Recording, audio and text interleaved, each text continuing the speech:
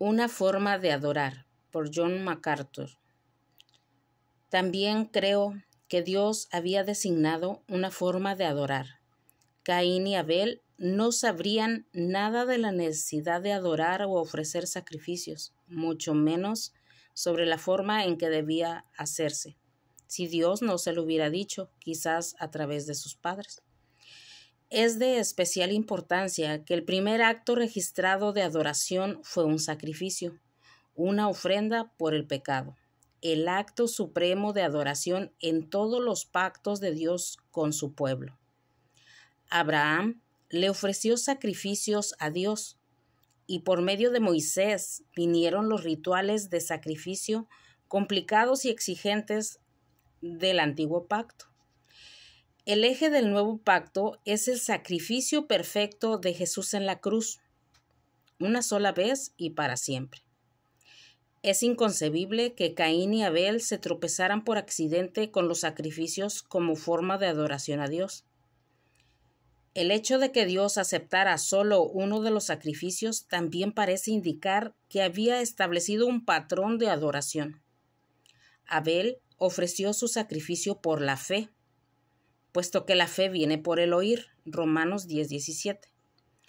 Abel debe haber tenido alguna revelación de Dios sobre la cual basar su fe.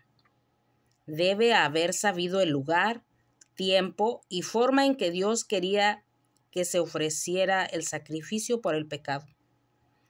No hay nada intrínsecamente malo en una ofrenda de granos, frutos o vegetales.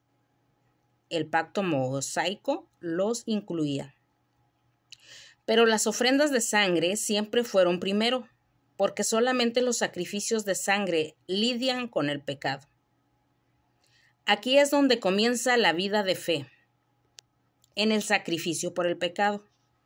Comienza con creerle a Dios que somos pecadores, que merecemos la muerte, que necesitamos su perdón y que aceptamos su plan revelado para nuestra liberación. Ese es el comienzo de la vida de fe. En esa fe Abel presentó su sacrificio a Dios, y por esa fe su sacrificio era aceptable a Dios. Cuando Abel hizo lo que Dios dijo, estaba revelando su obediencia y reconociendo su pecado. Por otra parte, Caín fue desobediente y no reconoció su pecado.